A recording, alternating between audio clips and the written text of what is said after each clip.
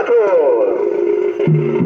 তাই সেই প্রদণ্ডাসুরের ভূমিকায় আপনাদের এই মহান নাট্য মঞ্চে নৃত্য পরিবেশন করে দেখাবেন তিনি হলেন